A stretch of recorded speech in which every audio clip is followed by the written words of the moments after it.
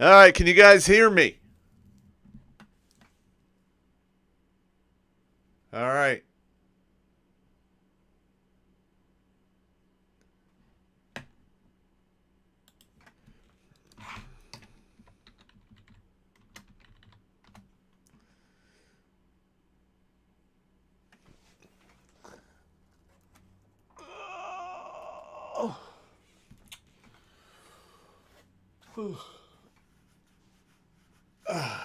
All right, let's see what we got going on here.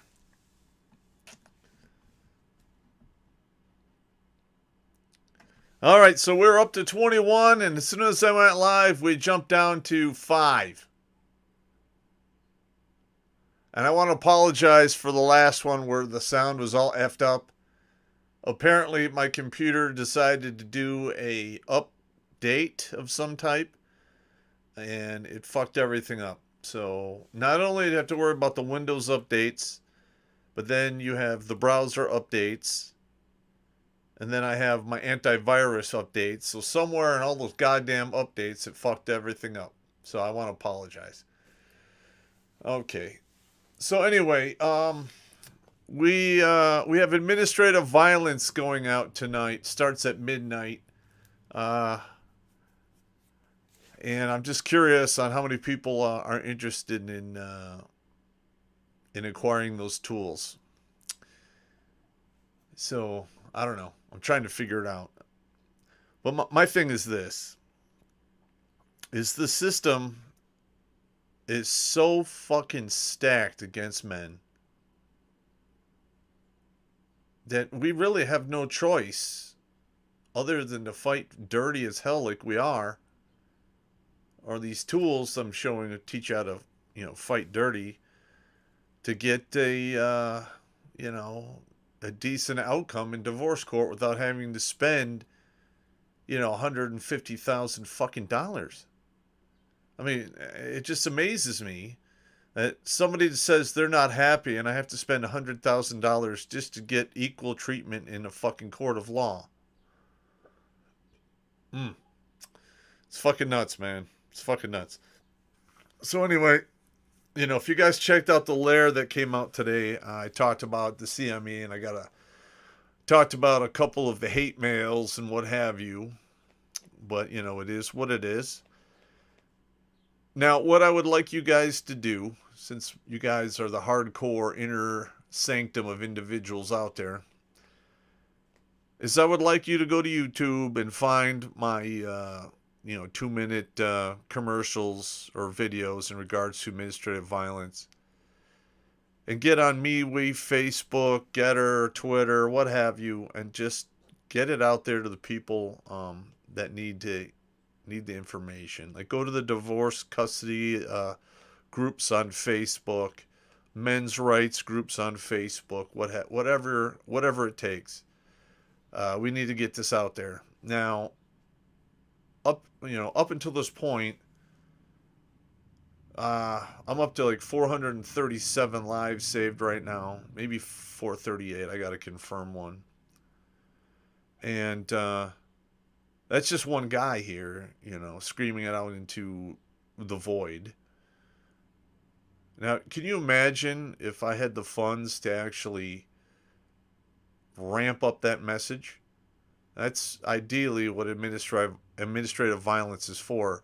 Is I'm trying to kill two birds with one stone. One, put the tools in the hands of people out there who are in the active fight. And two, get enough money so I can get this out in front of more eyeballs. All right. Because 437 lives is not enough. I just want to keep going, man, because I'm fucking tired of burying people, man. It's fucking old. It's getting old real quick. It sucks.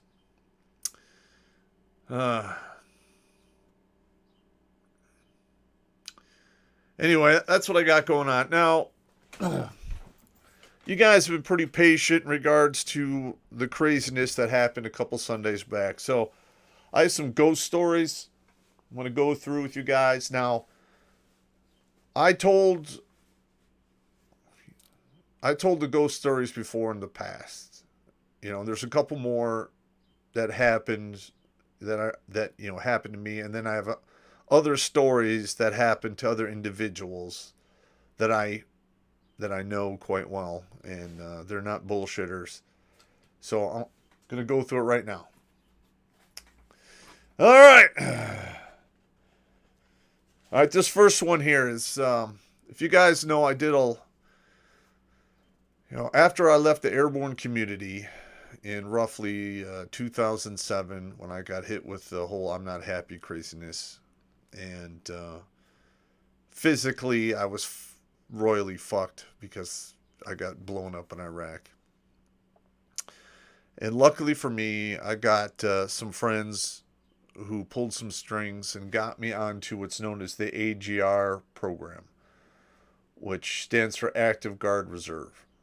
So I spent like the last, from like 2007, 8, yeah, from the end of 2007 to 2018, in reserve centers, because we were deploying reserves, hand over fist, along with National Guard soldiers, and the Army took care of me. I mean, they saw that I had a decent skill set. I didn't have to go to civil affairs school per se, because I already did civil affairs when I did the 18 series school earlier. So they cut me a break there, and they sent me to Intel Analyst School, and then I, worked in that field for about 2.5 years. So, when you're the S2 for battalion, your main job is to get security clearances for the soldiers, and I was pretty good at it. If I got a denial for one of my soldiers, I had a lot of the internal phone numbers where I would call these individuals and talk to them in person. And I think that's frowned upon now, but we call that the NCO backdoor channels. But I would spend a lot of time in the reserve center, long after everyone had gone home. I mean, when we were standing up the 414 civil affairs, it was not uncommon for me to be there till 10, 10:30, 11 o'clock at night sometimes. And I'm just doing paperwork, getting people's packets lined up, getting them scanned off to where they go, or sending out, some of them actually had to send out hard copies. That was basically coming to an end while I was doing the S2. So, I would get up every, 90 minutes or so, and I would take, for my own sanity and health, I would walk around the reserve center and stretch my legs, go to the vending machine, get a fat pill or two. And I remember this one night, I was literally in the building by myself. All right. And I left, my office, and I started walking down the stairs to the main floor. And as clear as day, I heard a desk move in one of the downstairs classrooms. Now there's no carpeting; it's all tiled floor. And these desks, they're kind of like the desks you kind of sit in at high school. They got the little surface area. They're not small for like little kids, but they're at normal size. And when you hear those things move across the floor, it's you can't mistake it. All right. Now, in hindsight, I'd heard noises in the building before, and I just wrote them off as it's a fucking building, blah, blah, blah. But I remember when I heard that, I came down to the bottom floor, and first thing I did was, like all the other idiots do, is I yelled out, "Hello?" And of course, nobody answered. And there's only 3 classrooms. When you go down the main hallway to the door to the parking lot, there's 3 classrooms to the left. That's it. That's the only places where these desks are. Okay, so I literally came down was coming down the stairs, heard the desk move, came to the bottom of the stairs, stepped into the hallway maybe 5 seconds later. So nobody was running down the hallway. The supply room was locked up by this time of night. And I went in and I turned on the lights to the classroom. There was nobody in there. It was well maintained and cleaned. I was kind of a stickler for that. I shut the lights off again. And I go to the fat pill machine in the drill hall. Got like a Snickers bar and I don't remember. I think a bottle of water or maybe a diet soda. I know it's contradictory. I don't remember. And I heard it again. But this time, it wasn't like, it didn't sound like it got moved a few inches. It sounded like it was significantly moved. So I walk back down the hall. I go to the first classroom, turn on the lights. Looks normal. Second one, nothing out of place. Third one, the only thing out of place. And I had just been in this classroom just a few minutes before. So it's not like I'd forgotten because, my memory is jacked, but it's not that jacked. At least not back then. And the main desk right next to the pull-down screen, I literally was standing in front of it just minutes before. It had been moved diagonally about 4.5 fucking feet. This is a full-ass oak desk. Probably weighs in the neighborhood of 200 pounds. Yeah. It was like a oak teacher's desk. It was very substantial. And it had been moved. So I'm like, okay, I'm getting the hair on the back of my head standing up. And I'm like, okay, this is getting fucking stupid. I move the desk back, turn out the light. I walk back upstairs to my office. And it was like sometime after 10 o'clock in the evening at night. And, I logged out of my computer, put my ID card in my wallet. And I remember, turning off the lights, walking out, down that hallway. Now I'm walking by that same classroom, right? I didn't hear any desks moving, but I made sure that listen, this is a reserve center. If it's haunted, it's probably haunted by soldiers. Okay, maybe they like to hang out where, they had fun in life. I don't know. But I remember I opened the door to classroom 1. I turn on the light and I just speak to the room. There's nobody in there that I could see. And I'm like, all right, joke's over. Quit fucking with the popster. I'm going home and I'm going to bed. I'll see you tomorrow. I turn out the light and I walk out of the building and I made sure the door was shut behind me. Got my car and rolled home. Didn't think anything of it. And about a month later, it was a very similar situation. It wasn't quite as late. It was like 9 o'clock, maybe 9:05. And my commander had just left maybe 30 minutes before me to go home. Okay. So, again, I'm working late. I have the door is open in my office. And my office was, you'd walk out my office, you would turn right, and about 10 paces, you go out the main door into the hallway. And I swear to God, I could hear voices. But I really couldn't make out any words.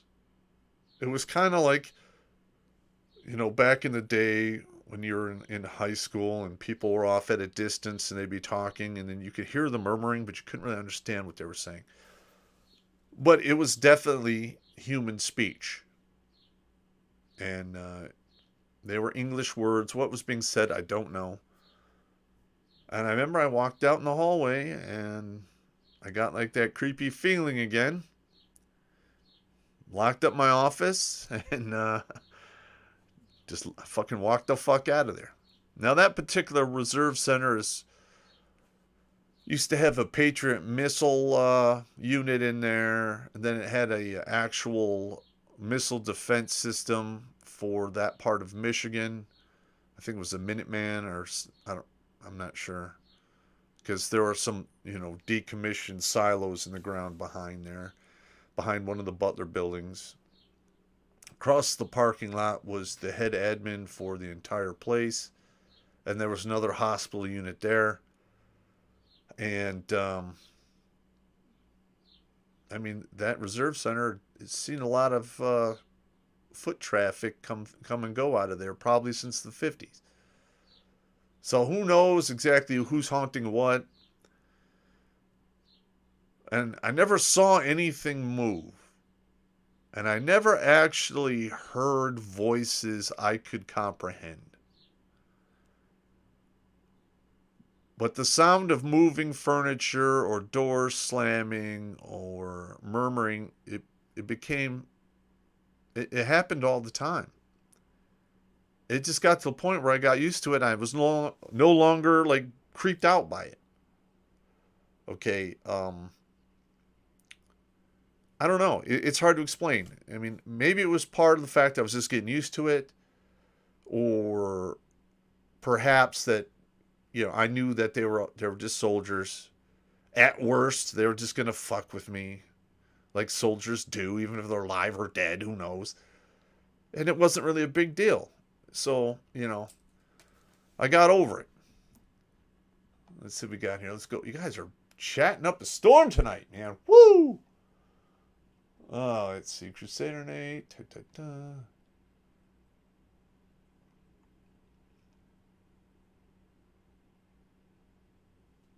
Let's see. Crusader Nate.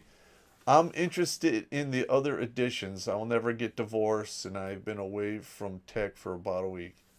Okay, well, we're going to be putting together the Working Man Survival Guide and some of the other tricks you could do inside the corporate world. But it all depends upon the bureaucracy and if your corporation has a union or not. Because if it has a union, then administrative violence is very, very plausible. If they don't have a union, it gets a little more difficult. Let's see. Calliope, did you ever do a formal survey to see what the average length of time divorced people knew each other before they married? I have not. Now, I used to, when I was stationed in New York State, I used to go to the bars in Herkimer and Ilion and Little Falls and Utica, and I would interview people in regards to my videos. And on one particular night, I was in Utica, and I had been talking with probably half a dozen women throughout the night, and I had 3 of them sit down at the table later on in the evening. And some of the other ladies I talked to had talked to them, and they wanted to come do the survey. So I asked them questions. They started off pretty innocent, and then they just got more and more dirty as we went along. And the one lady I'm talking to, she's of the 3 women in the group that she was with, she was the most attractive. Very attractive. I would give her 7.7, which is not bad for red trash land that was Utica, New York. And I finally get to a point where I'm like, so be honest, how many penises have you had in you at the same time? And she, like, her eyes open wide, and she looks at me, and then she just soaks me from like head to toe in beer, like, and without missing a beat, I pull up my pen, I take out the clipboard, and I'm like, so I'll put you down for 3. And the funny thing is, one of her friends, they got up, they acted all upset. One of her friends literally wrote her number on a napkin and was, as they're walking out the door, she's like, of course, they never called her because, she wasn't really that attractive, but, it is what it is. Sometimes you just got to take a survey.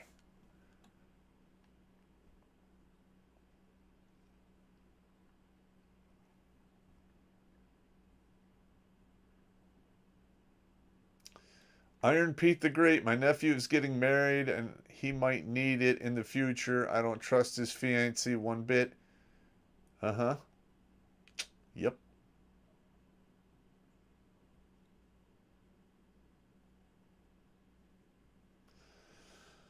Okay, let's see. I'm trying.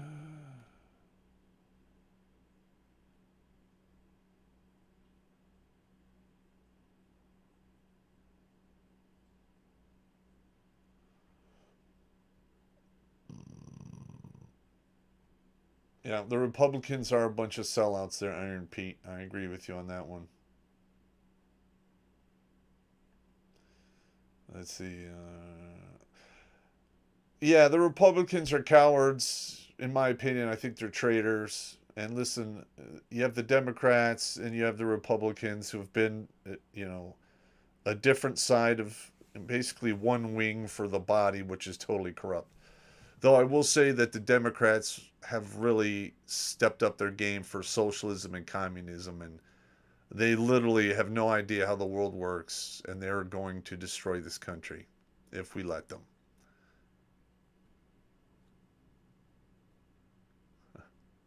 Iron Repeat the Great. That's one strong ghost. Yeah.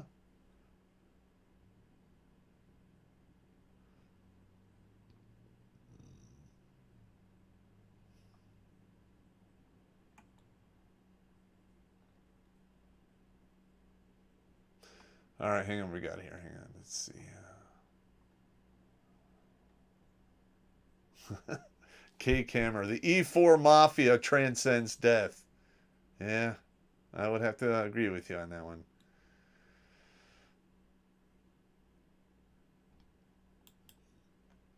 Sean Humes, how you doing today? I'm doing pretty good, man. I feel pretty good. My health is coming back. I'm sitting right around. I fluctuate between 205 and 211, so I I need to come down a few more pounds. But in the grand scheme of things, for my age, I think I'm doing pretty good. Okay, Dirty Old Leg. Hey, Pop. Did you hear of the 1989 Tacoma, Washington Ass Street shootout between the Army Rangers and the Crips? Yes, yes, I am fully aware of that. I unfortunately was not present, but my Mossberg 590 12 gauge was. So I was doing something else that day, and I read the article, and it said there was like 13 or 15 Rangers that were there. It was more like almost 100 Rangers, and they said it was somewhere between 300 and 500 rounds of ammunition was fired. It was a lot more, and it, you know, no one. I don't think anyone from the Ranger Battalion was hurt or hit. There are rumors of casualties on their side, but there were so many rounds fired into the house across the street where they came from that the house was later condemned. I don't know if it was torn down or not, but it was pretty crazy. Oh, Dunham Sports says Federal American Eagle 5.56, a 100 round box for $74.99. That's a little pricey, but you know, once ammo is more than 50 cents a round, it's more cost effective to reload it, in my opinion.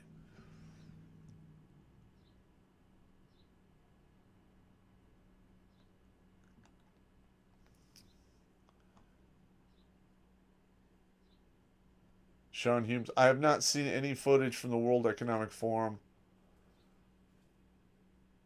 Okay, I found 270, 270 Winchester Magnum. Got 6 boxes. I got a bunch of 270 brass laying around somewhere. I went to my buddy's range where he does skeet shooting, and I was just in the, you know, where they buy the ammo, whatever. And apparently, people in the club sell stuff, and there was like a whole bunch of 270 brass. It was on sale for like $30. We're talking 400 or 500 pieces of brass, and I picked it up. Digital Demonic Davos. Thanks for supporting on locals, man. Appreciate it.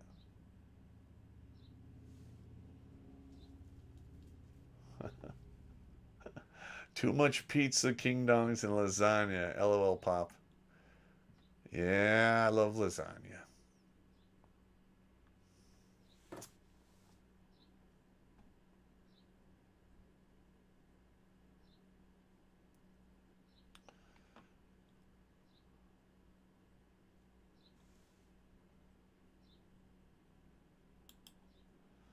Ooh, Sean Humes, man, you had a heart attack. God damn.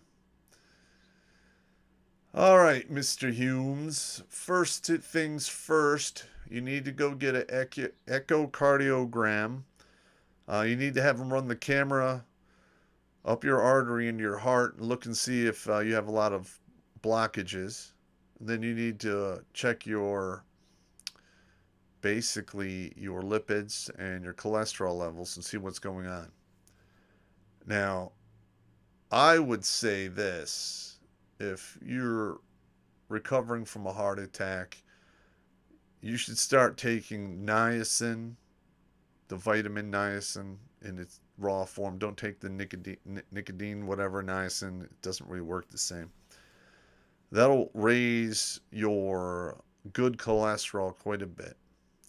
Now, I take roughly 500 milligrams 2 to 3 times a day. I spread it out. Now, there was a time when I could take like 2,000 milligrams at a sitting, but I quit doing that for a while. I tried it again about 2 weeks ago. My face swelled up, so it's not advisable. That works out. Another thing that helps with, is the Mediterranean diet. If you can't afford the Mediterranean diet, buy yourself extra virgin olive oil, pour a shot of it, and right next to it, put a shot of apple cider vinegar, and then you slam them both. That will radically help improve your situation. It will reduce inflammation and will assist you in your cholesterol. Another thing that would be wise is to cut out a lot of the sugar. There's sweeteners out there like allulose that you can use that don't really impact your lipids that much. They don't cause insulin spikes and what have you. Because I'm just going to say this: if you've had a heart attack, either you're a type 2 diabetic or you're insulin resistant, and your body's holding on to sodium, and you have a lot of insulin, it's causing even more irritation. So, in my opinion, you pretty much need to cut out the sugar and change your diet around if you don't want to die. All right, let's go to ghost story number 2. All right, now this one is called the Ghost Sentry, and it happened to me at Port Townsend, Washington State. Now, for those of you that don't know what Port Townsend is, but in the 1800s until the early 1900s, it was a military army base which guarded the Puget Sound. Because contrary to popular belief, we didn't always get along with our Canadian neighbors. And that place had huge fucking cannons and mortars. Of course, they're all black powder. And there's really nothing that could come into the Puget Sound without getting, hit a couple times and probably sunk. Now, not only was this weird in the fact that, as soon as I arrived there, I literally had half a dozen cases of deja vu, like one right after the other, literally like in a 1 hour period of time. And, I I think I was there in a former life. That was some crazy ass shit. And I walked around there during the day, and I was with this one female, and we decided to come back and take the tour in the evening. So we come back, and it was October, so it was like the Halloween thing going on. I think it was the middle of October, it wasn't the end of October. And, we were walking around there, and we're with the tour guide. And, me and this girl decide we're going to get away from the group a little bit, and we're fooling around and down one of the caissons, probably a good 150 meters away. And there was only like 13 or 14 people. And I remember I'm sitting there talking with her, and it was real quiet, and I could hear boots walking on the concrete literally 20 feet away from me. Okay. Now, I'm sure you guys are familiar with tap shoes, where they have like a metal plate put on the bottom and they tap and they do the rhythm or whatever. Okay. Now,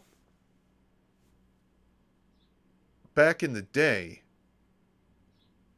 they would put those on the boots. So you could, it would protect the heel and the toes when you'd walk around. Because back then, people spent a lot of time on their feet. And I could hear those boots. And the girl I was with heard them as well. And it was like probably a good 10 to 12 footsteps, literally walked right by us. It was like somebody doing guard duty, walking their post. Of course, after we heard that, we left, went back to the group, finished out the tour. And I remember before we left, I talked to the tour guide, and I'm like, so is this place haunted? She's like, oh, yeah. Yeah, it's haunted pretty good. And she's like, well, and she went on to tell me that there had been reports throughout the years of individuals hearing footsteps, other people being challenged by a sentry, and on occasion, people could see them walking on the ramparts. So that was pretty creepy. So that was a double whammy. I heard some crazy stuff, and I had some deja vu, and I thought it was it was nuts, man. Let's see what we got here.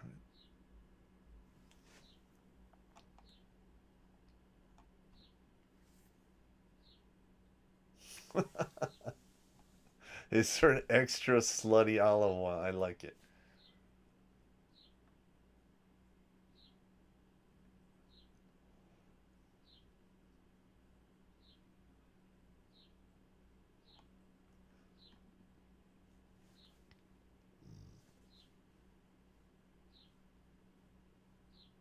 Mm. Riggs Jr., you love your pizza just like I do. Mm.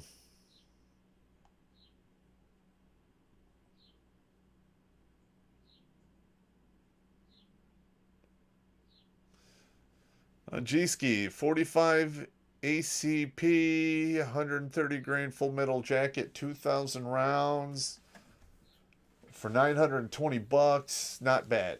That's actually a pretty good deal.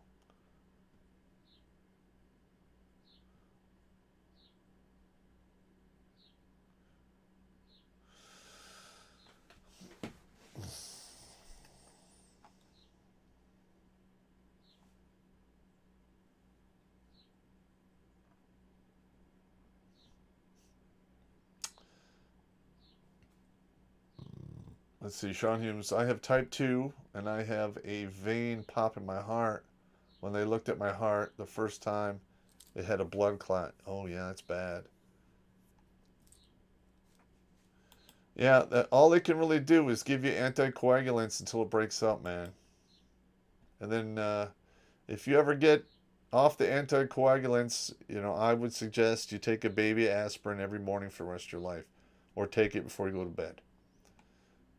Yeah, you'd probably be better off taking it before you went to bed and drink a good, half a liter of water to 1 liter, just so you don't dehydrate in your sleep, which can cause your blood to thicken and kill you.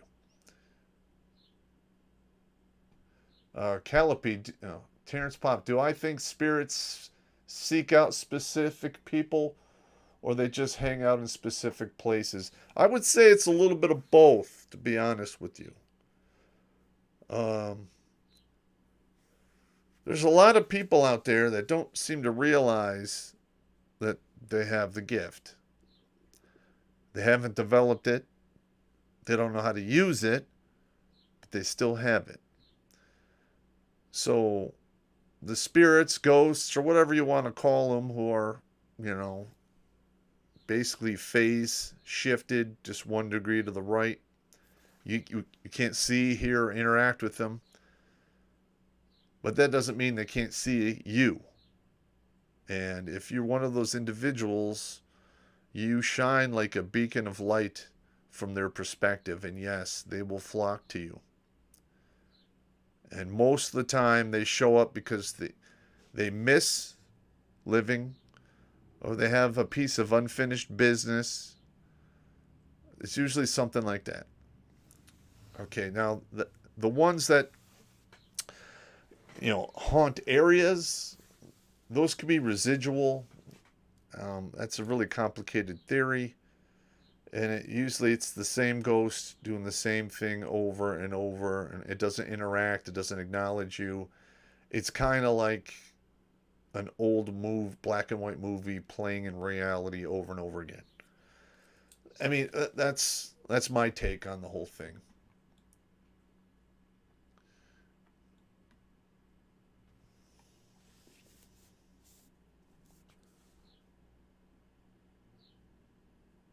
Yes, I am frustrated with Happy Memorial Day. It's not a happy day. You know what I did all day? Did nothing. I had some guys re-roofing my house. I just waited around for them to leave. I ordered a sub and got ready for the stream. That's it.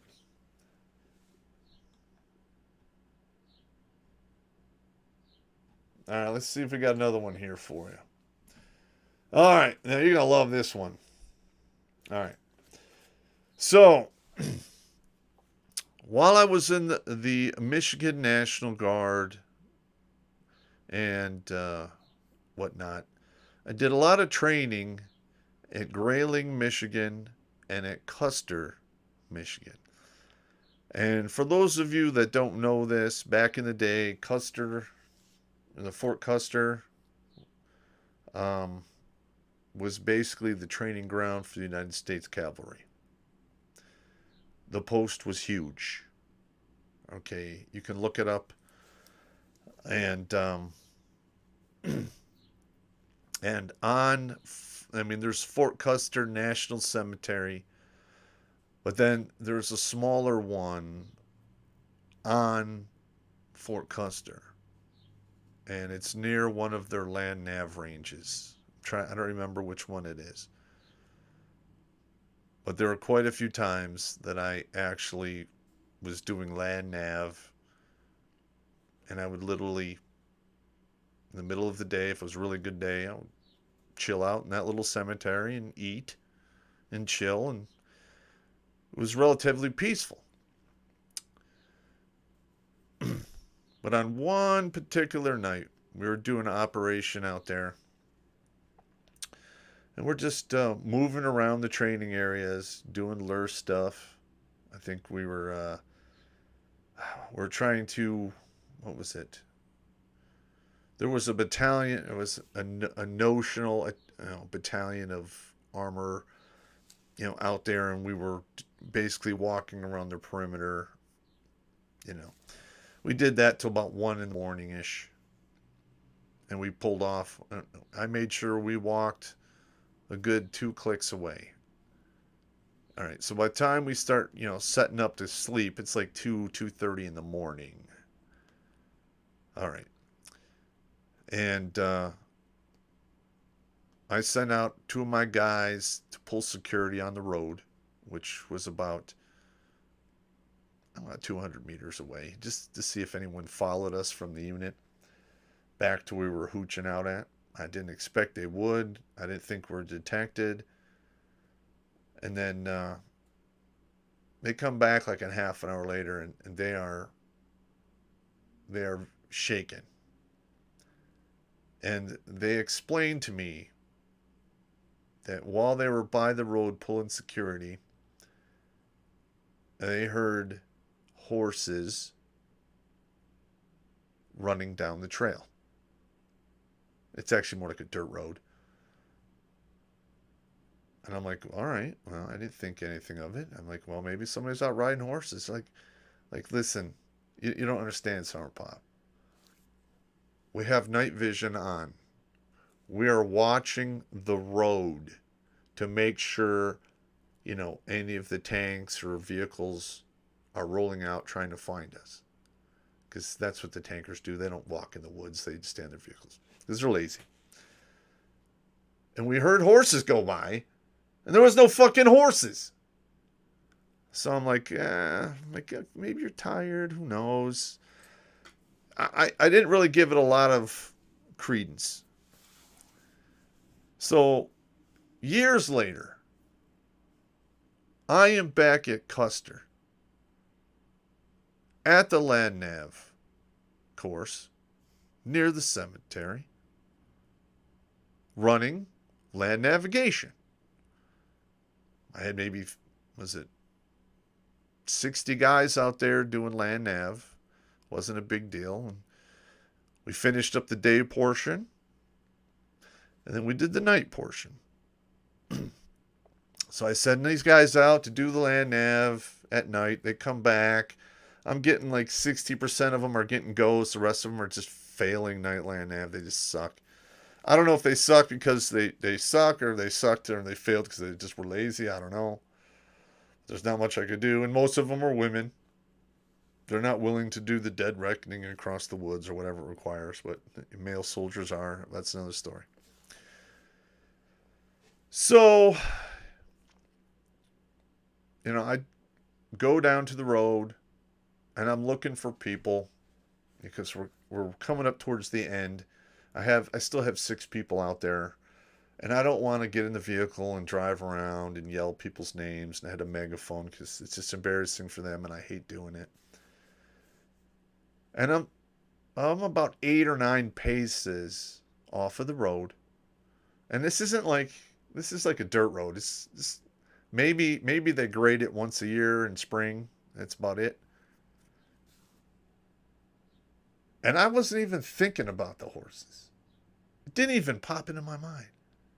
But sure as shit, I heard horses literally going down the road. Like, what the I didn't see shit. Nothing. And it's dark by this time, so I don't think people would be rolling around in horses. Now, I could say this. I did not have night vision on.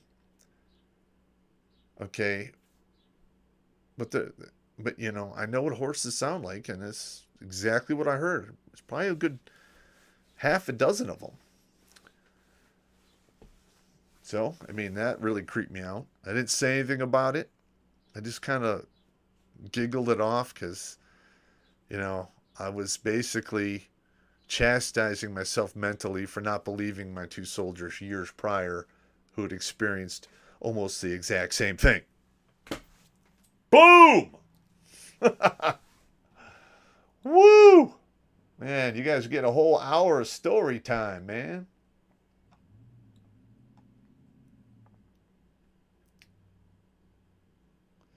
Let's see what we got there. Smoked a pork shoulder yesterday. Huh. Yeah, Riggs Jr. I always get weird feelings when I walk into certain places, basements, older houses, etc. I feel like I've been there before. Yep, I've had that. And I mean, I'm not going to sit there and tell you I'm like some medium or something, because I'm not.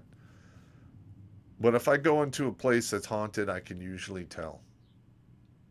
It's just got a weird vibe to the whole place. I can't explain it, but it is what it is. And I get the same feeling when, I am under enemy observation as well.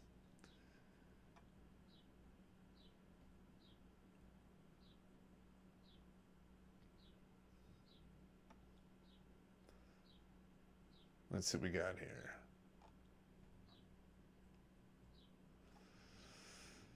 Oh.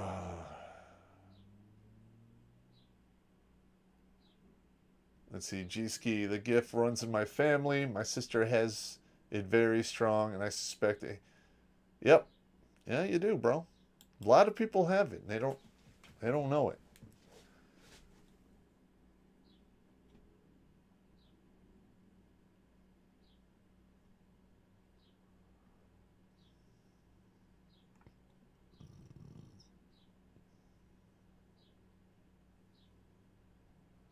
Iron Pete the Great. I've had certain premonitions that came true also. In my dreams, I've had my late brother warn me on several occasions. That is actually fairly common for loved ones to warn the living after they passed. Iron Pete the Great. Love the ghost stories. I think we can relate to a lot of them. Yeah. See, Mortis Machina. Do you believe it possible that inanimate objects and or places themselves can attain a degree of sentience, for lack of appropriate term, as in even event horizon? Yeah, I think so.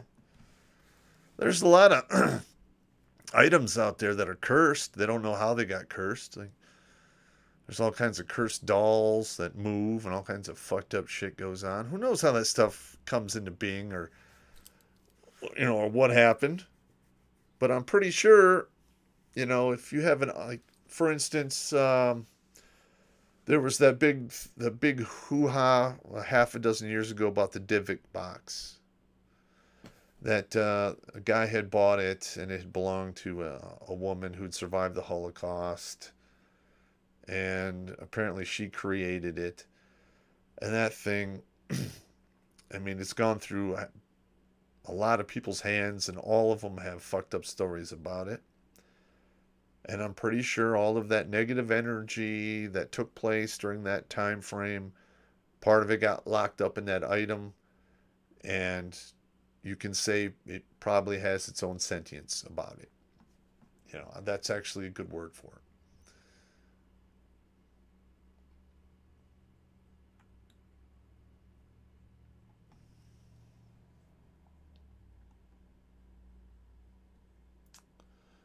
Let's see, Wendy Stringer. Yes, I've had a lot of premonitions in regards to the United States. The number 36 and 38 keeps popping up in my head. I have no idea why. It's been doing it for at least 2 or 3 years now. So something is going to happen, and those numbers are going to be involved.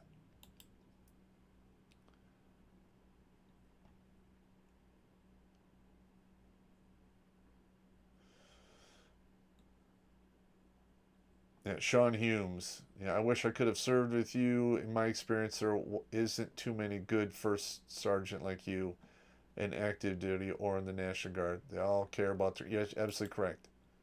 Uh, One of the main reasons I retired a first sergeant, not a sergeant major, is I wrote the unofficial after action review for Fort Bliss, Texas.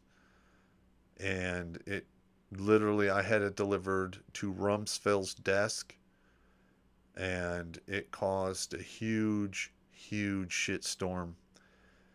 And the Army as a whole had to change their entire mobilization process because of it. It probably cost a lot of people their careers and countless tax dollars to fix the problems.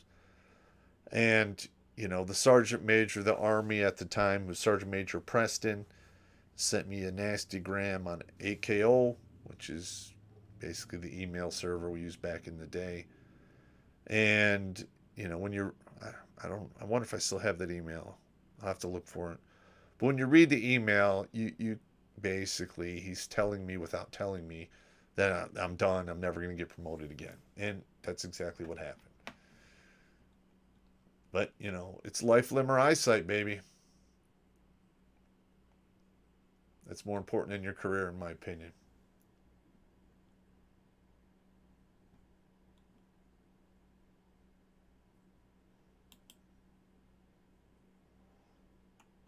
Let's see. Brown YouTube vid on Henry Himmler. Yeah, it's a haunted gun for sure. Yeah, yeah. I don't know, the 36 or 38. I don't know if that's a convention of states. I don't know if that's states that have open carry laws. I don't know. I don't know. Those numbers keep popping up though.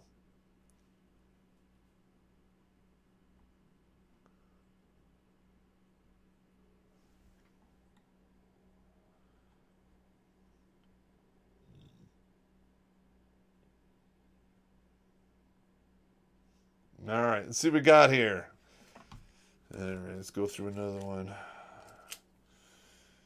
All right, we're going for an hour now, and we're 3 stories deep. We got the cemetery, the ghost sentry, and the haunted reserve center. All right, now this one this story I've said before, and this is at Fort Benning, Georgia. It was 1986. I was going through basic training in AIT, and we were coming from one range. I don't remember which one. We were road marching to the rifle range to do a week of, you know, BRM, basic rifle marksmanship. And it was right around 6 o'clock in the evening. We were walking along, and they basically directed us off the road into like this little, it was like a small little field that used to be a gravel parking lot, but still had grass growing through it now. It'd been there for a long time. And they were told to eat chow and, you know, rack out. And so we put together a fire guard and rolled out our sleeping bags after we ate and I went to bed. And they woke me up at it's like 11 o'clock in the evening. The sun had gone down probably about 7:30, 8 o'clock. And they woke me up, and I didn't think anything of it. And normally, you know, at least what I would do this, if I was on guard, I would get out of the sleeping bag, stand the fuck up with my weapon, and walk the perimeter, because that's what you're supposed to do. Some people would stay in their sleeping bag and just fucking shitbag shammers. So it's somewhere close to midnight, maybe a half an hour. Maybe I'd walk around a half an hour or so. And I start hearing clanking of metal. I heard a horse. Like this is not, I mean, it's coming off in the distance about 100, 150 meters. Okay, this isn't anyone in the area that I'm guarding that's making these sounds. I'm literally hearing it from the woods or whatever that was up there 100 meters away. I heard the clanking of metal, murmuring of voices, but you cannot, I mean, the horse was like making that whinnying sound, you know, and you could hear the horse snorting. I mean, typically you got to be fairly close to a horse to hear it snort like that. So right around midnight, I woke the next guy up and I said, good luck. Went back to my sleeping bag, put in my earplugs, and went to bed. The next morning, we get up, we do PT, you know, and we're packing up our shit to walk. It's like 2 miles to the BRM range. And the sun is up now. And lo and behold, there's this little tiny cemetery in that direction, about 150 meters away. And a lot of people that were in that cemetery, Civil War soldiers. That was fucking creepy, bro. That was beyond creepy to me. And I had held myself together mentally. And the one thing that really freaked me out was the horse whinnying. Because, we're on Fort Benning. There are no fucking horses, specifically out in the training areas. This is not a thing. So, yeah, I remember we brought that up to the drill sergeants after we got done with BRM and we went back to the barracks. And he himself confirmed that he's been out there quite a few times and heard some crazy shit too. So, I'm not the only one. Woo!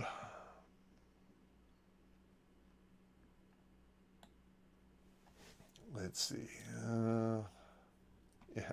The inanimate object stuff is like Warehouse 13. Yeah. Could be, could be.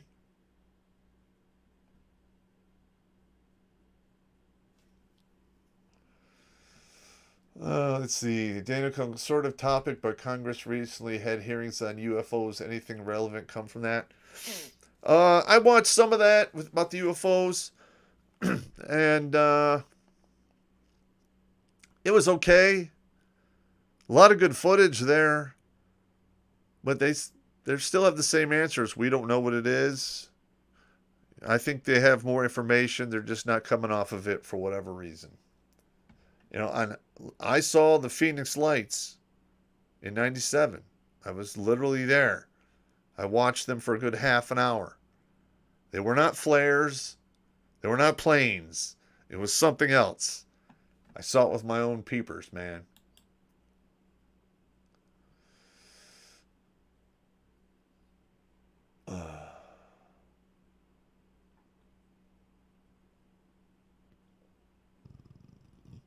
Let's see. Hang on, I'm going through the comments here, gentlemen. They jump around a lot, so you gotta cut me some slack.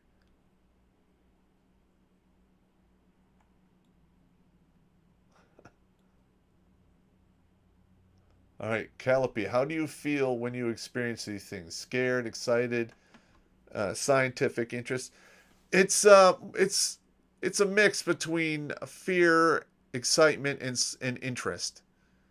It is. I would say that. Now, I've never. Well, I shouldn't say I've never. I have never seen an apparition in regular light, you know, without being, compromised by hunger or exhaustion or what have you. Because I saw some shit in Ranger School, but, that's another story. If you guys want to hear that one, just pull it up from the old channel.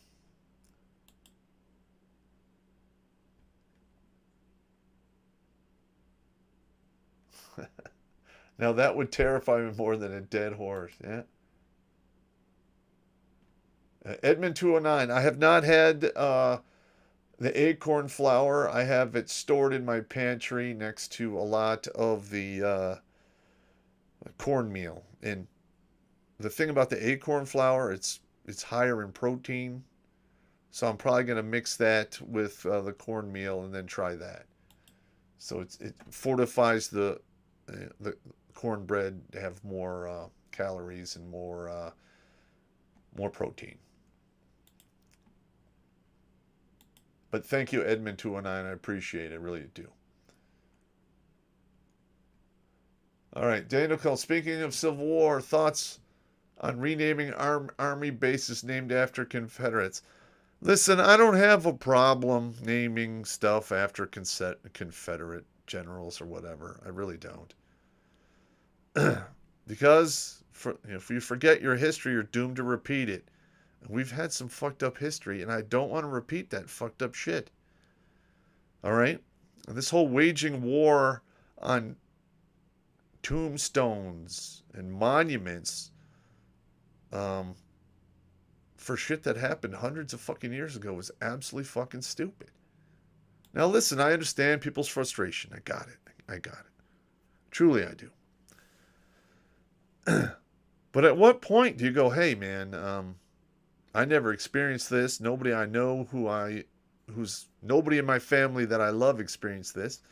And nobody is alive today that did these fucking things. What the fuck is the problem? Whew. Daniel Kunkel, the giant triangles. Yep, that's what I think it was. And Daniel Kunkel saw footage of the Phoenix Lights. Definitely not flares.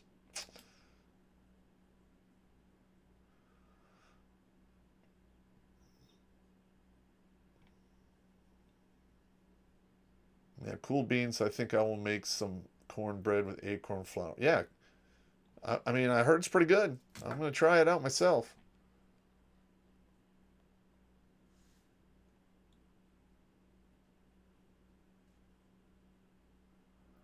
All right, Tom Barna.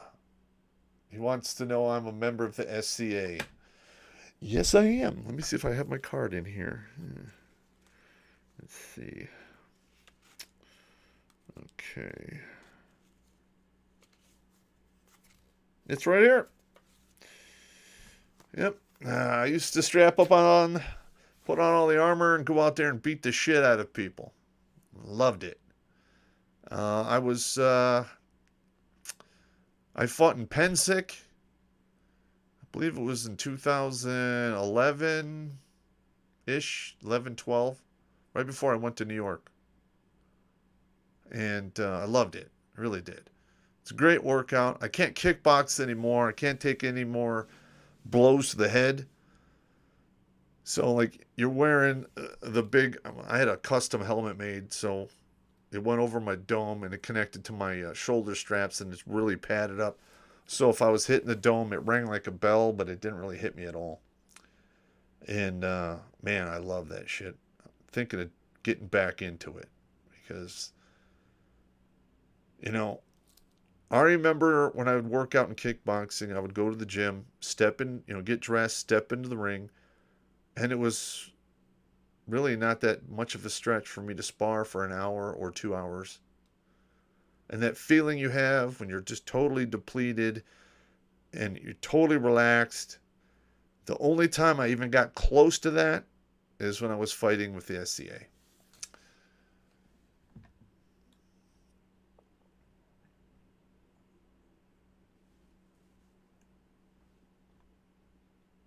You want to know why I didn't get into historical European martial arts? Well, most of the time, you're not walking around in a plate of armor with a sword in the real world. I just did it for the workout thing. And a lot of those historical fight clubs, their kit is just crazy expensive. I love it, but I'm not spending $10,000 on a suit of armor. It's not going to happen.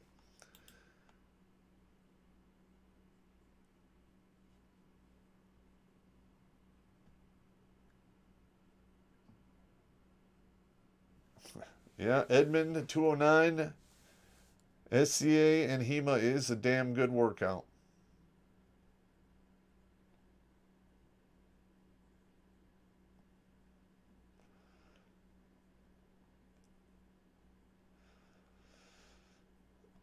See if people hate you.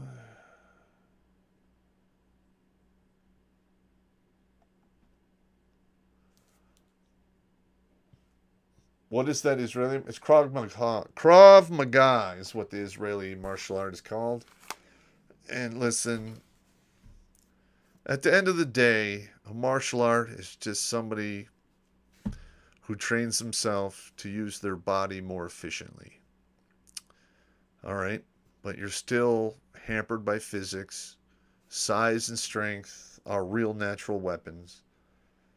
And it's just hard to overcome.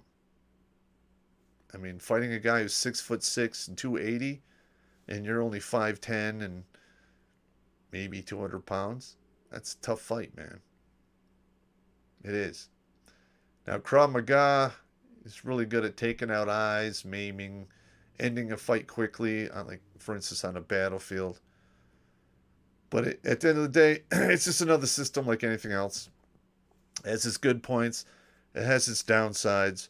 One of the downsides of Krav Maga, along with the other traditional martial arts, is most of them don't have sparring. They go through the katas, they do mock sparring or demonstrations, not the same thing. That's what I liked about kickboxing, because you get in the ring and you're fighting with your hands and your feet. If you're fighting international rules, your knees. I am schooled on using elbows. I've only had two bouts where elbows were allowed, and luckily I didn't get hit with any because that would have been a very bad day for the popster. All right, so we covered the Fort Benning Cemetery. All right, this is another Fort Custard one here. Now, I wasn't involved in this one. This one was told to me by an individual who used to be a guard at, Fort Custer years ago. Now, for those of you that don't know, Fort Custer was a huge post. Basically, they took an old camp and turned it into a military base in like 1917 ish, and it was huge.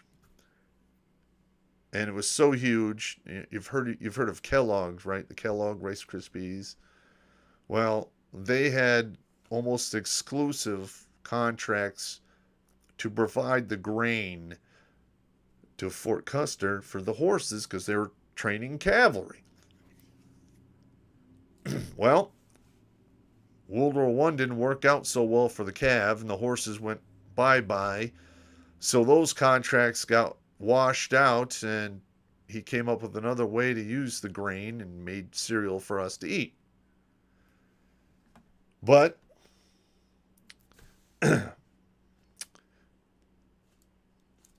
after World War II, grayling was whittled down piece by piece. Now there's a grayling recreational area, and there's Camp Grayling or Camp Grayling, and then there's the old airport that used to be part of Grayling is now its actual airport. All right, now this happened in 1993. Now I had been going out to Fort Custer with 12th Group Special Forces, doing a lot of training out there, so I know the lay of the land. Back in the day, before they had sold off or converted it into the Grayling recreational area, there was a giant officer club. It was a big building where all of the dances and shindigs or whatever they did on post happened. And I'd been in that building quite a few times. And in 93, I went down there with my team, and the front door was ajar, and we walked around in there, and it was nostalgic. It was cool. It's been torn down now. It's long since gone. But this individual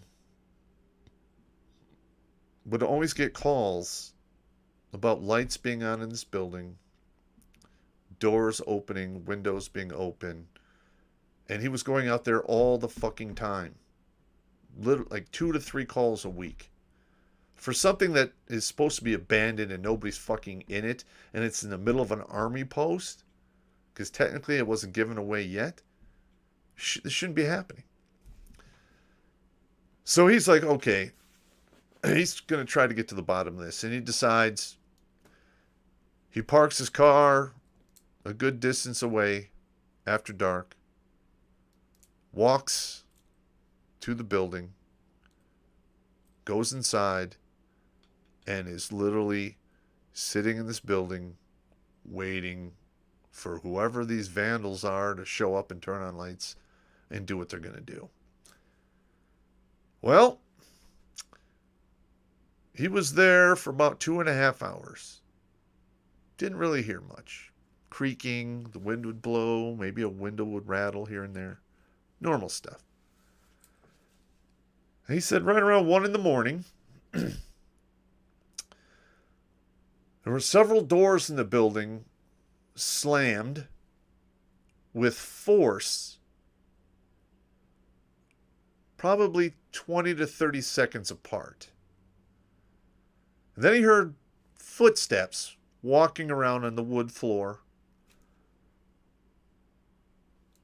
And he literally got up and he was like, this building is full on motherfucking haunted.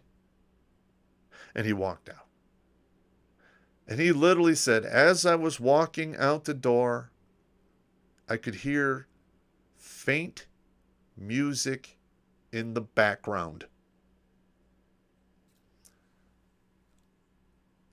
That's pretty fucking creepy. And this particular individual is not known for lying. He's a stand-up guy. And when he told me the story, I believed him.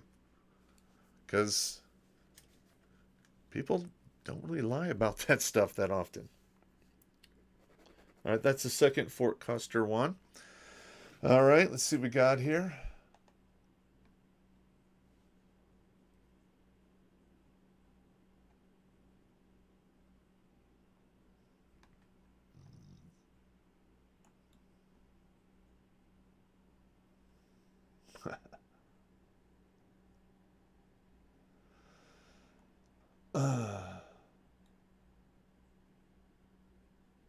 Let's see what we got here.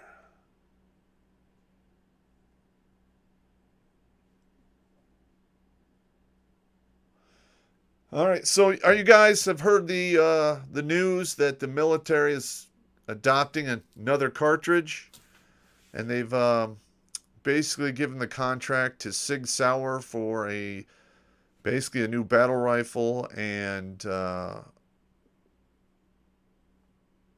squad automatic weapon. It's the 6.8 by 51 cartridge. I don't know how I feel about that. One of the main reasons we got away from the M14 is because it only had a 20-round box magazine. And this new rifle is using a 20-round box magazine. You're really not saving a lot of weight, for the rounds, but you make up for it in, I guess, accuracy and range. There's always trade-offs.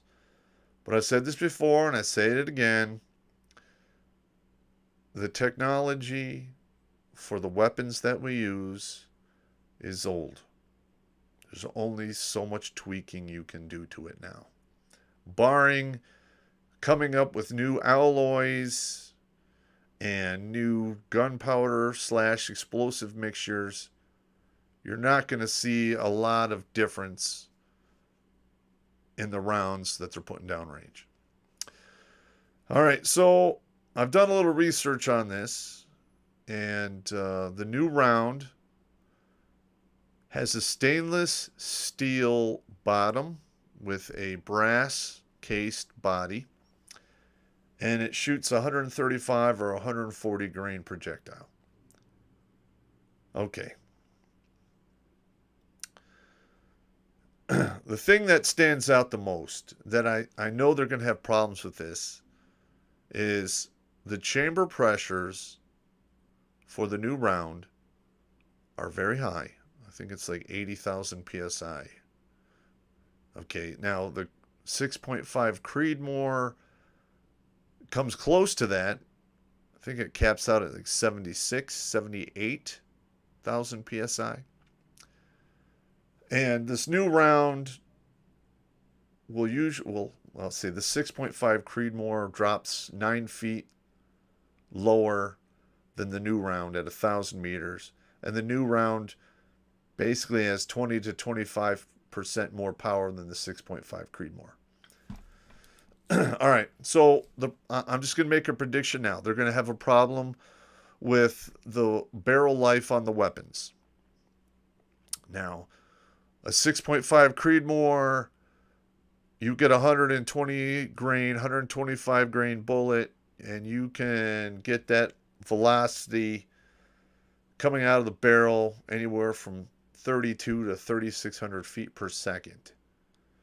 And the precision Creedmoor rifles, the barrel was usually done after 3,000 rounds of ammo. It's not a lot of bullets. Now, to put this into perspective, the M24 sniper rifle, you can put anywhere from 6,000 to 8,000 rounds through that barrel before the barrel is shot out. All right, now you're dealing with a lot higher chamber pressures. You have a piece of brass that you have to reinforce the base with because of said chambers or chamber pressures. So I would expect there to be a lot more wear and tear on the components in the rifle itself as well, because that is a lot of force. Now, do I think that round has potential? Yes. Yes, I do. I really do. But is it really worth scrapping everything and, going to this a whole brand new round? That means they got to buy huge inventories of it. They got to buy all the rifles. They got to have the magazines. You got to train all the people. And then if you want to turn it into a sniper platform, you're going to have longer barrels, tweak out more ammunition. It's just fucking crazy. But I could be 100% wrong. But in this case, I don't think I am. Now, with the squad automatic weapon, those barrels, if they shoot out in 3,000 to 5,000 rounds, you can literally need to replace a barrel on that weapon twice a year, especially if it is a frontline combat unit that trains a lot with those weapons. You're going to burn out your barrels. So that's going to be a problem. Let's see. All right.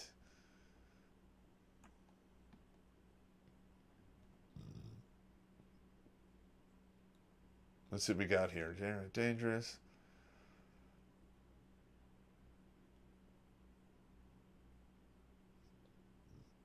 Let's see. Calipy, any ideas why some people have ASP related to anything done in possible prior life? Yeah, I don't know. Now, I watch a lot of those near-death experience videos on YouTube. And I've probably watched close to 1,000 people on the internet talk about their NDEs. And it's very common for people to come back from an NDE with ESP or other bizarre powers. It's weird, but I don't know. So, and I've known a couple of guys who have had some pretty close calls. They weren't actually like knocked unconscious or died or anything. But when they got done with that, they were different. And it's hard to explain, but they just were. The same thing happened to me. All right, Wendy, let's see, Dana Coco Ruger, LC9s with Horny Critical Defense, 115 FTX, also firearm legal, production carry license.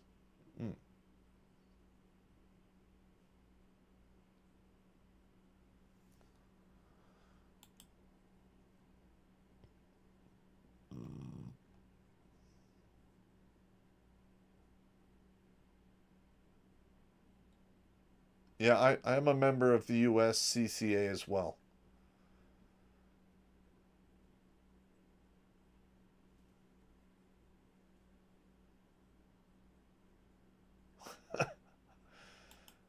Yeah. Yeah, 2 minute of angle after 5,000 rounds winning. 2 minute of angle, shit. That's shit.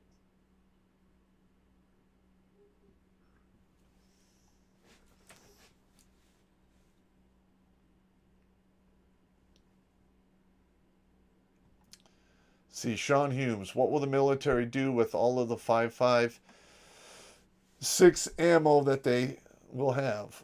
They'll do the same thing that they did with the 30-06 and the 308 ammo.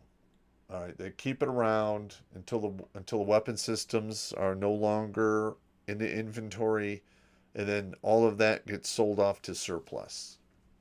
So you're going to see 5.56. It's going to be around for another 20, 30 years. It's not going away anytime soon.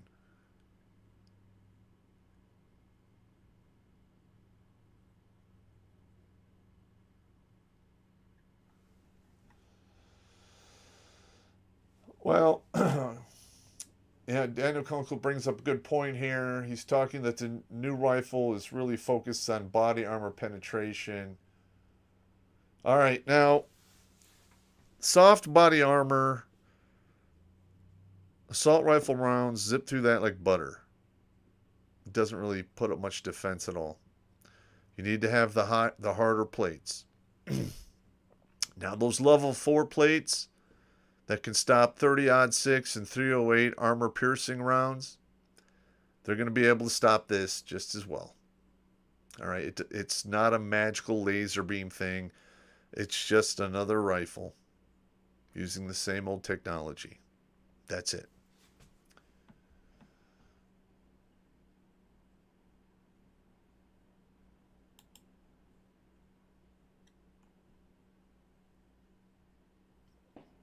All right, let's see what we got going on here.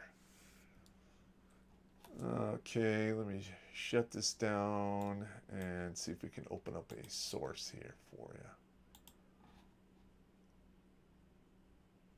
Bear with me as I unfuck this whole thing.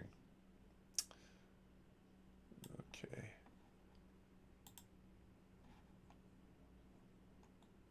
All right, if you guys, I'm going to go to a current event here. Oh, got to move this over.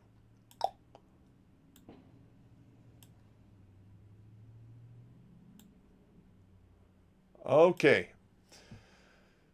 So apparently, the 2000 Mules documentary has been knocking a few cases loose. And people are starting to go to jail. Now, historically, you know, when people do voter fraud stuff, it's usually not investigated well. It certainly has never really been prosecuted that much. And the punishments are usually very lenient. In my opinion, that needs to stop. Because there's too many people out there who are willing to do whatever it takes to fucking throw the ice cream socials around. Okay. They need to start crucifying people for this, in my opinion. I just thought you guys should know that. Oh, here we go. Now, this is the truthunmuted.org. And when was this? This was published July of 2021. So they're going through all of this crazy stuff that's happening with the poke and smoke. Yep. And myocarditis is one of the winner chicken dinners here for this whole craziness. Let's see. They have young children who get the poke and smoke and expired. And that's fucked up. Now, here we're going to go here. Now, I'm going to show you this. This is healthfeedback.org. Okay, now they're saying this is a rollout based on faulty data due to a database glitch. Okay. All right. Does anyone else find it suspicious that somehow in 21 and 22 there is a database glitch all of a sudden? Okay. You're being lied to. The corporate media is lying to you for whatever reason. I don't know yet. But I have a prediction in the near future, meaning 24 months or less, we're going to find out. All right. Again, here's another one here. False. U.S. military health data misrepresented as NHS figures. So that here again, you're having them rip down all the data and they're saying it's a glitch, it's not correct. They're trying to keep the population from flipping out. Because once they find out what's going on, it's going to get really bad. All right, now here's this one here is from 3 months ago. All right, there's Fort Bragg. This is nothing new. It's been in the media. All right. Now, if this is happening on Fort Bragg, it's happening on all the posts in the United States that have the poke and smoke. Okay? Because, the rumor is that somewhere between 30 and 50 people on Fort Bragg have woke up dead. That's unheard of. Now, I don't know if that's true. It's rumor mill. I'm waiting to get some sources that could actually let me know what's going on. But I've talked to a couple people who are still in the service who are at Fort Bragg, and they've been hearing the same rumors as well from people who are a lot closer to the actual event. All right, here. Oh, check this out. Oh, look at this. This is Israel. They're like one of the most vaccine saturated countries in the world.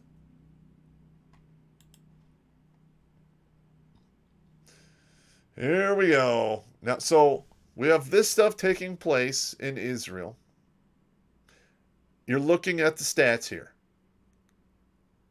But somehow the stats were very close to this that were reported to the Senate from the DOD. That's a glitch in a database. So it's a glitch here in the United States, but you're seeing almost the exact same thing in Israel. Huh. That is really bizarre, don't you think?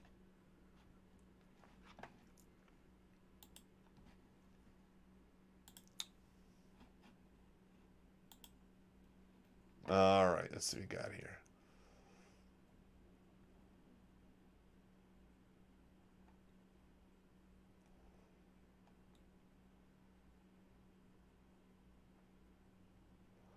All right, so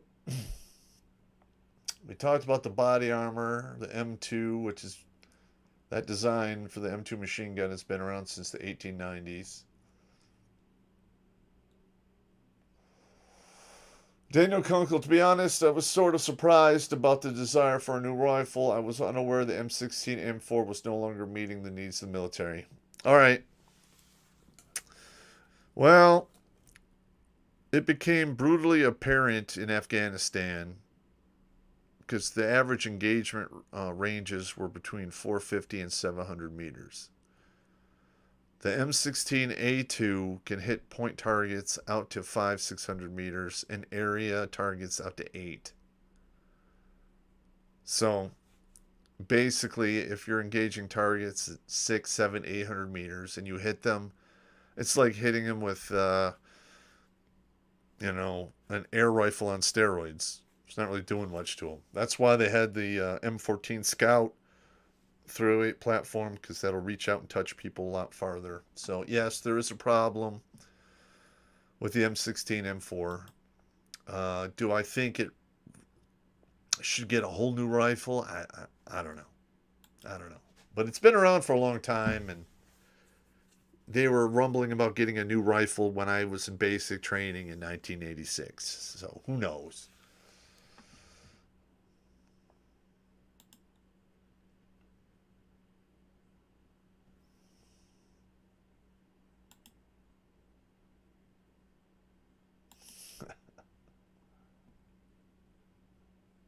Yeah, K-Camera. The glitch, meaning they forgot to scrub the data earlier.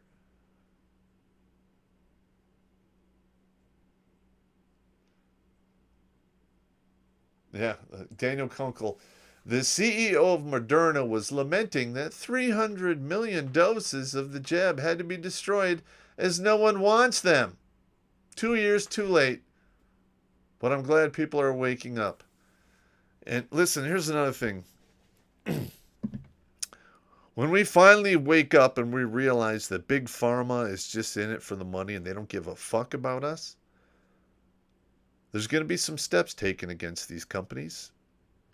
And quite frankly, I hope none of them survive it because they don't exist. They should not exist if they're just creating problems to make problems or to make cures for the problems that they create. It's fucking evil. It's fucked up. It needs to be brought out into the open and people need to get fucking punished.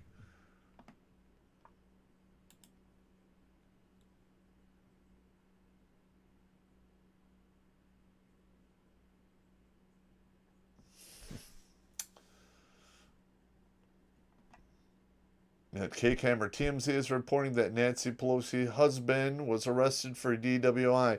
So what? Who fucking cares? He's a lush. He's a DWI guy. Nothing's going to happen to him because he's married to Pelosi. That needs to stop as well. The special treatment horseshit needs to go away.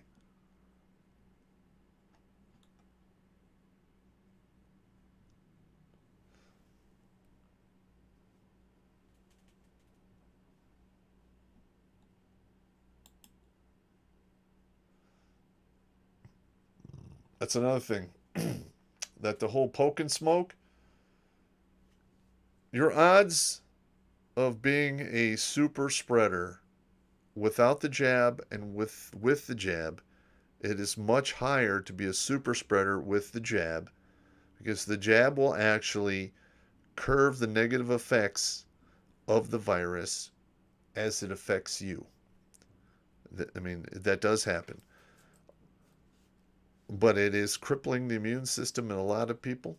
So the next virus they catch is the one that does a number on them. And I've been reading reports that that compromised immune system can last up to 5 fucking years. That is not good.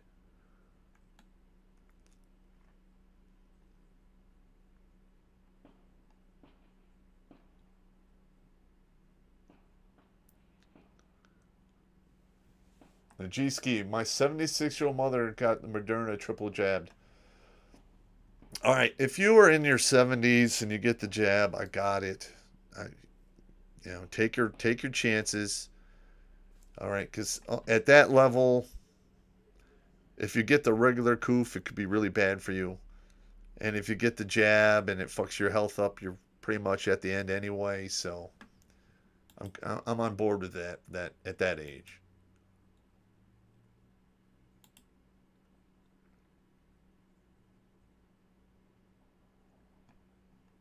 That's right. There is no money in cures, only in treatments.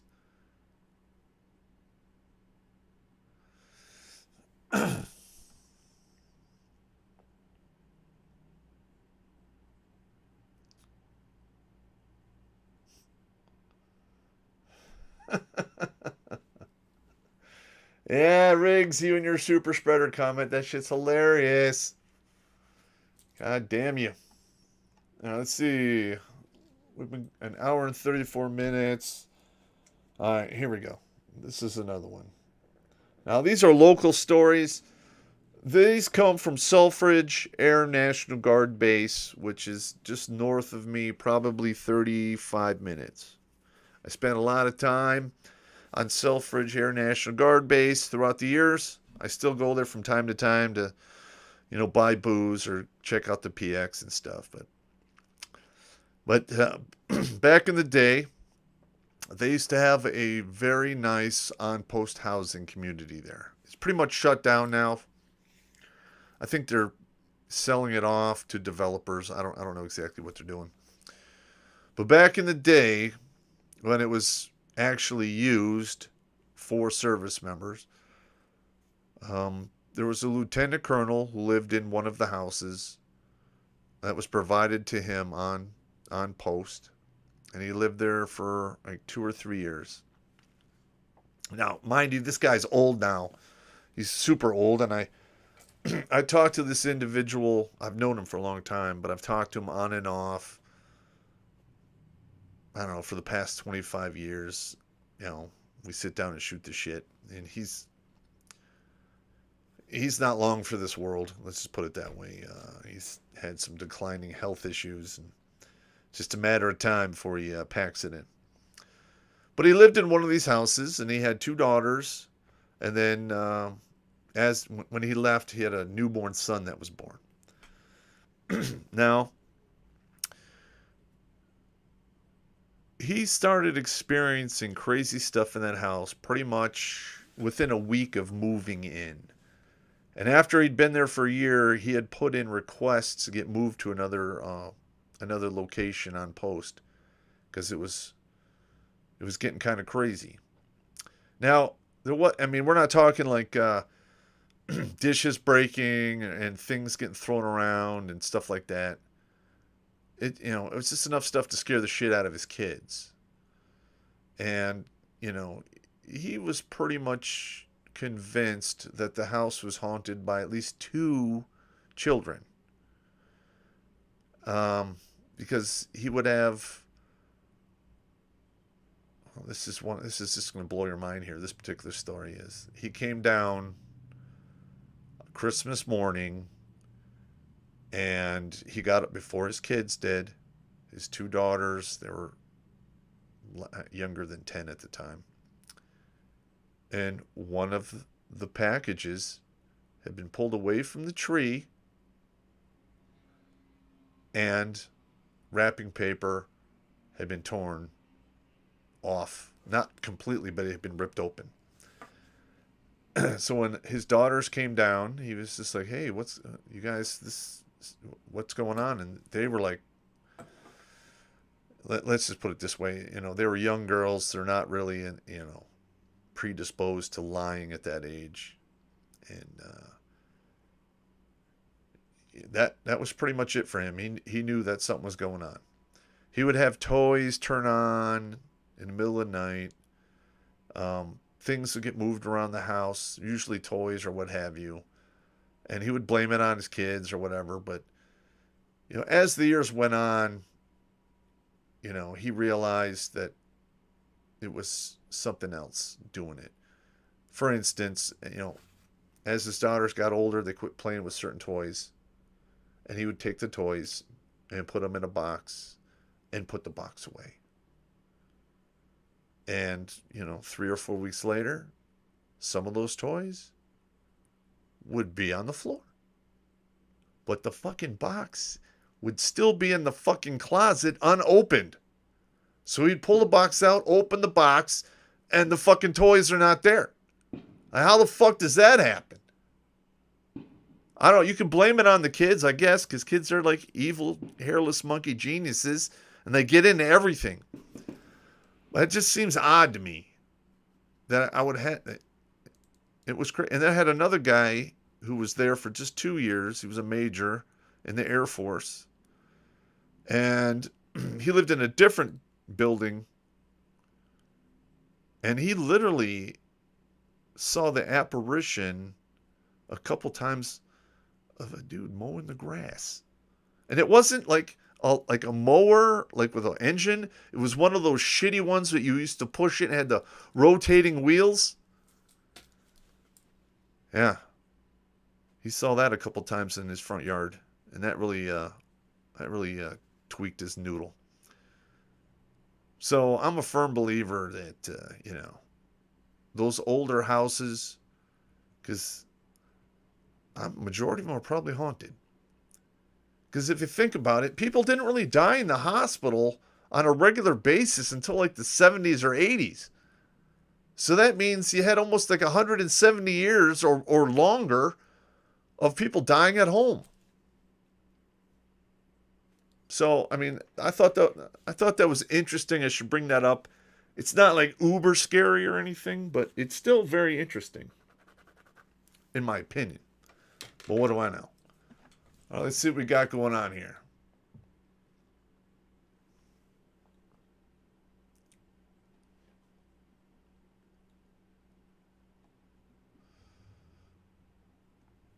Let's see. Daniel Kunkel.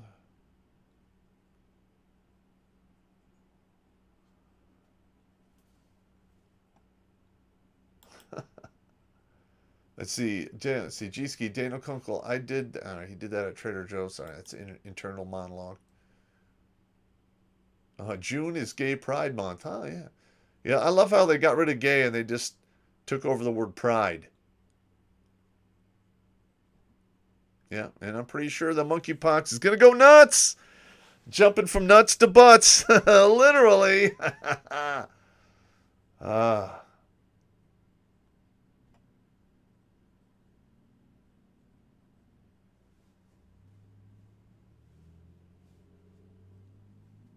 Oh, wow. I didn't know that. Area 50. Selfridge sold off base housing area on Sugarbush Road.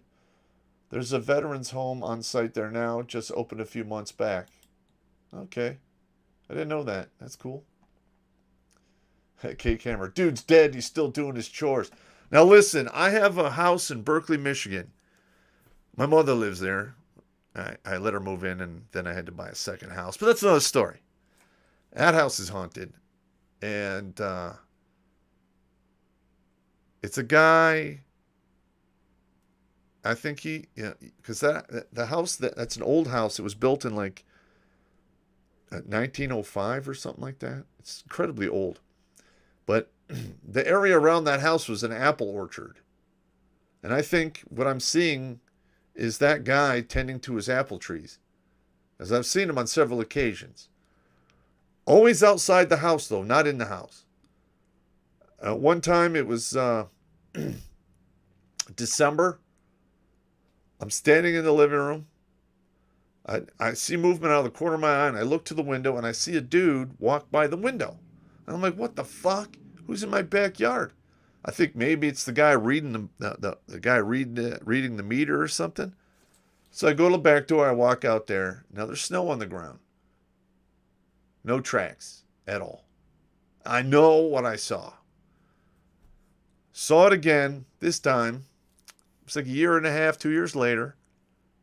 I was in the kitchen. And from the kitchen, I look into the dining room. And there's a bank of 5 or 6 windows. And I watched this dude in a straw hat walk the length of all the windows. And I'm like, oh, fuck. So I go out the back door. And there's nothing there. There's fuck all there. My mother has seen it. My nephew saw it. My daughters saw it.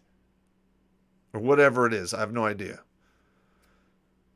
But I don't get any, I don't get any negative feelings from it. I think the guy's just still tending his fields. I don't know. Maybe he's caught in a routine. Who knows? It's pretty weird.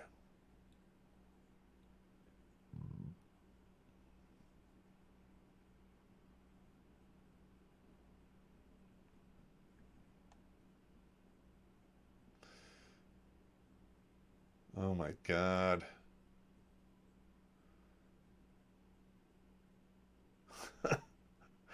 Yeah, Sean Humes, you're thinking about scabies, another STD that gets passed around by the gays.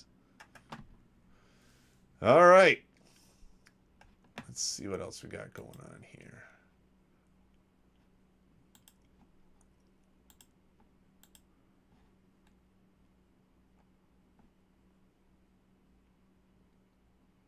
All right, this next one is from February of 2022. Boom. Now, if you guys paid attention, this is from that glitch in the database that was talked about January, February of 2022, 2021, right in there. Yeah, there we go.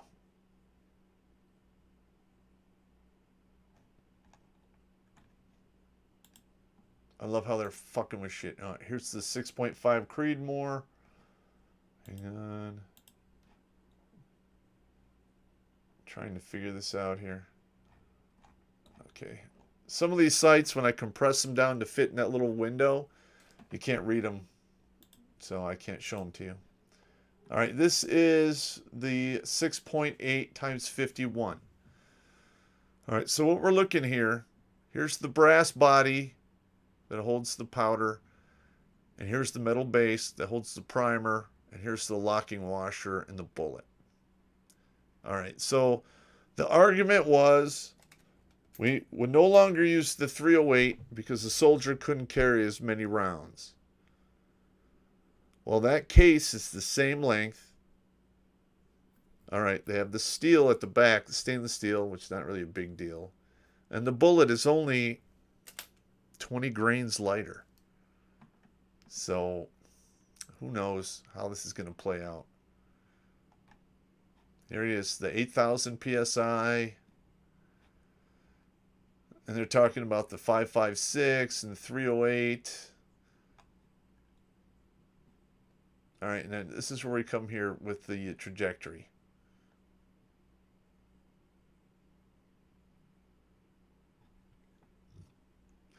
All right, so here's the 16-inch barrel, 140 grain, muzzle velocity 3,000.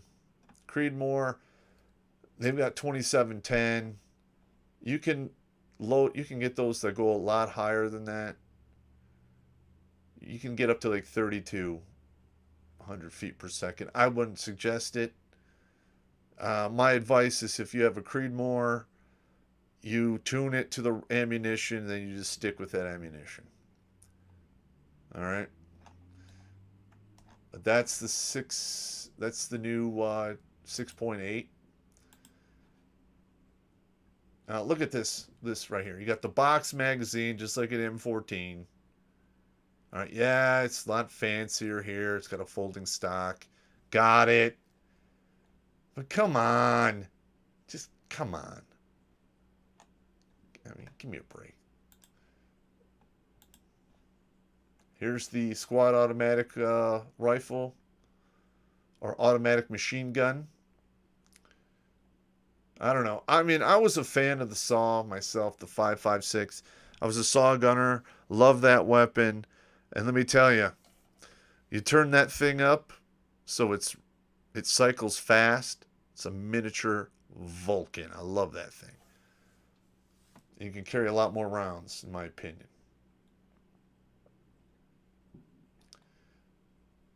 See, I have no idea why our military thinks like we can carry more and more heavier shit. All right, so you're going to carry a heavier ammo here. I'm sure this weapon is probably heavier than that one that they're replacing. All right, plus, and then they have to carry. If you wear the full body armor with the front and back plate, the side plates, the whole fucking thing, the dick protector, it's like 25 or 28 fucking pounds. That's just in armor. Then you have your weapon and ammunition on top of that.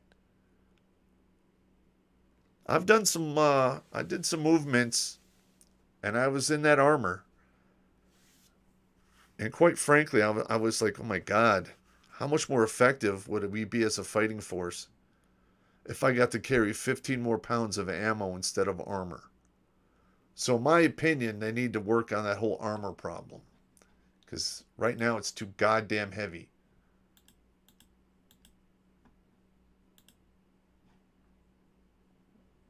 There's another write-up on the new... all right, now here's another thing here. I thought I'd throw this to you guys.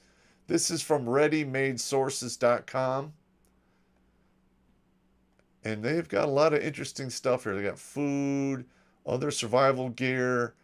You know, they don't sell weapons directly, but there's like additional stuff you can get. Like I think they have scopes and what have you. But this is actually going to be very important here moving forward. I suggest you jump on this right away. Let's see what we got going on here. All right.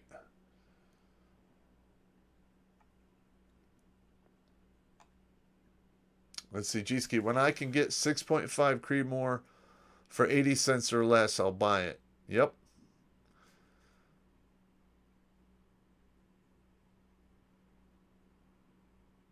Daniel Kunkel. I just saw a headline that the DOJ is going to investigate the Uvalde shooting. Don't you feel safer already? We're from the government and we're here to help. When has that ever happened? Oh, that's right. Never! Never! Bastards.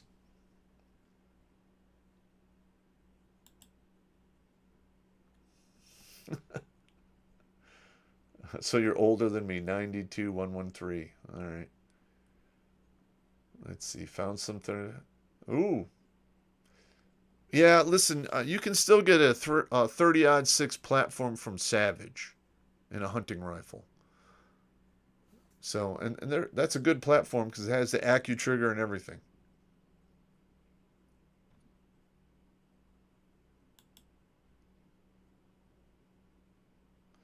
Daniel Kunkel, 6.5 seems to be the new hot thing, but I just don't see enough of it on the shelf to get the rifle chambered in that caliber. Yep. When it's at least as common as the 308, I might get a rifle in that. Yeah, you're right. I can't blame you, bro.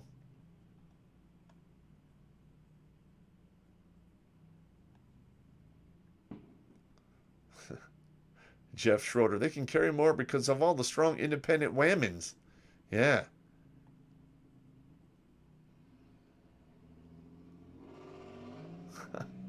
Area 50, join the Navy to see the world. Worked back shop weapons for P3Bs out of Selfridge, 20 miles away from where I grew up. That sucks. Imagine a 30-06 M16 M4 platform. There's a company coming out with a remake of the bar chambered in 30-06. If it's priced right, I might try to pick up one. Calliope, teachers need to carry. Damn right.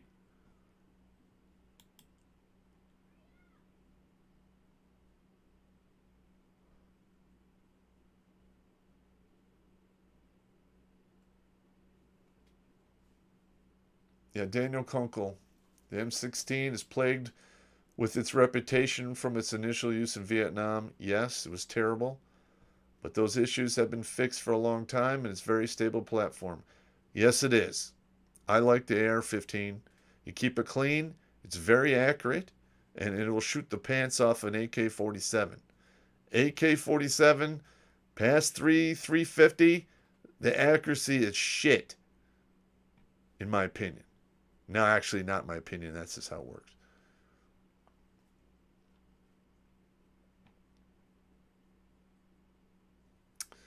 All right, gentlemen, we've been going for an hour and 54 minutes here. I'm going to be packing in a few minutes. Do you have anything you want me to cover? You got anything you have to say before we sign off here? And I just want to put out another reminder. You guys are the anchor to all of this shit that I'm doing here and trying to save lives. And I need your help to get the word out. All right, I am trying to get administrative violence up and off the ground. One, to give people tools to fight back with. And two, I need the money so I can get in front of more eyeballs to save more fucking people. Period.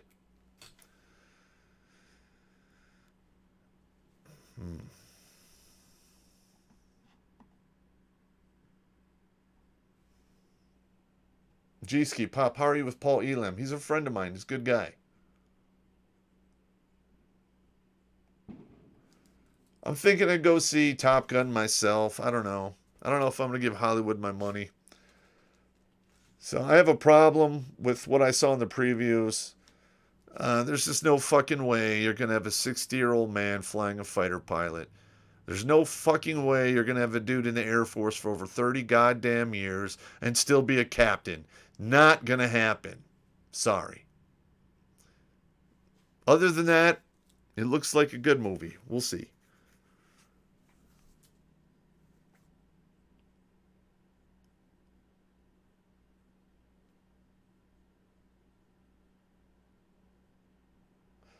Yeah, we're trying to figure out who's not paying on Locals Subscribe Star and Patreon.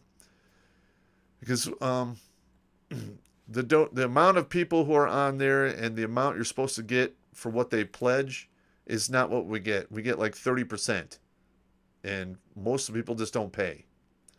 So we have to work that out.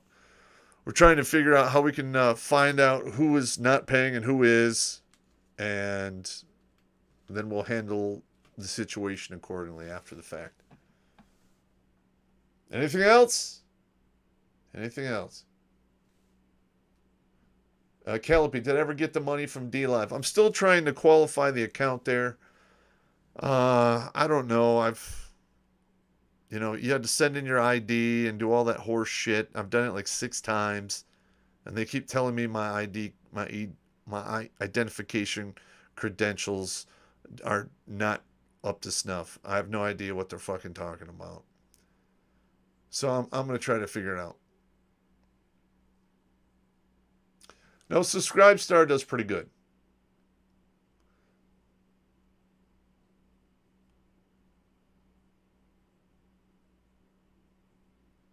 Tony Most, thank you for the $10. I appreciate it.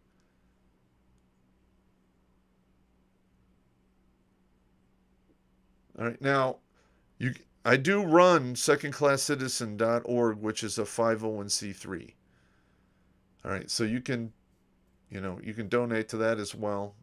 I do if somebody wants to donate a car or something like that and they're close to Michigan, I have picked a couple vehicles up. One from northern Michigan, one from Ohio, and one from New York State.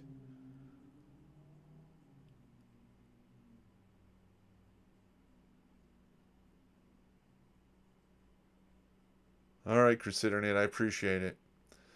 All right, gentlemen, I'm going to sign off. Good night, and thank you for showing up. It's very important to me. This is a subject which is very near and dear to my heart. Take it easy.